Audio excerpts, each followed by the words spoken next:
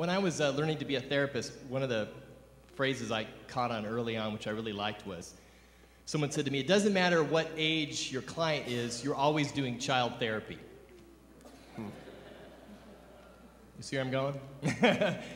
I think at the bedrock of who we are, we're all sort of junior hires. In that we early on begin to learn to compare and contrast, don't we? And we start to measure ourselves over and against someone else. And I think it's really easy for us to become older brothers or older sisters when we start to look and we see that someone else seems to be getting something we're not, or someone has more than we have. And we begin to wonder, what's wrong with me? Why am I not getting that? And I think, you know, to use the words you've used earlier, part of that has to do with an economy of scarcity. That we start to believe that there's not enough to go around. You know, there's not enough popularity to go around. There's not enough love to go around. There's not enough money to go around. There's not enough inheritance to go around. And so what I've seen for a lot of us is that it's this sort of issue of the economy of scarcity and the tendency for us to compare ourselves over and against someone else, to judge ourselves over and against someone else. Yeah, okay. As a, you know, I think I'm still probably a youth pastor doing a senior pastor's thing, but I think it's like once a youth pastor, always a youth pastor, although I don't do lock-ins. Here's the thing, though. Wouldn't that be fun, though, with adults to do a lock-in? Be like no? Survivor. Yeah. Like Survivor, yeah.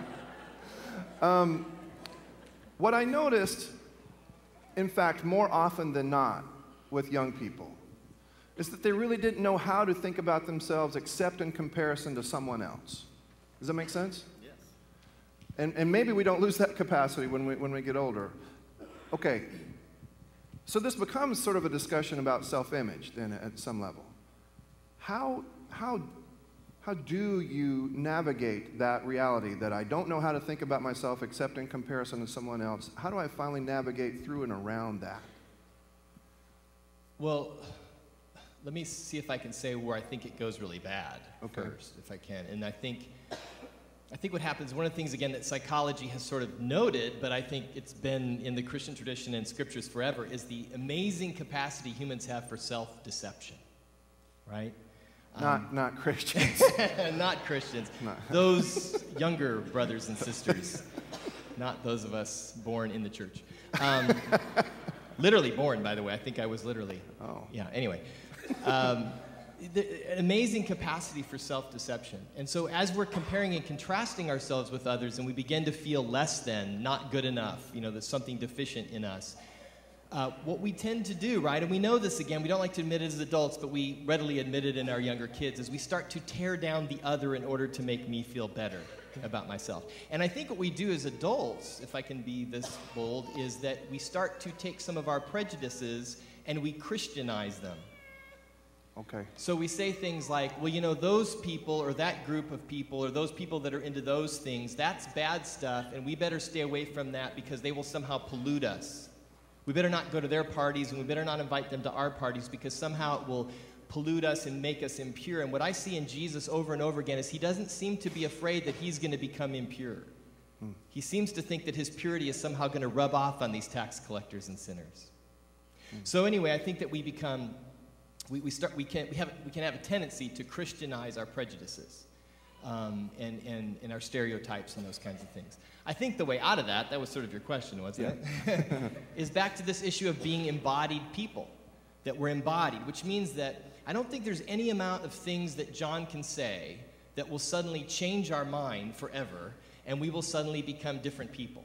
Because the ideas change. Because the ideas, just because the ideas change doesn't seem to do it entirely enough. We can be agitated in here. We can be challenged by our pastor. We can be upset by him, right? And hopefully, and even cajoled and pushed in the right direction.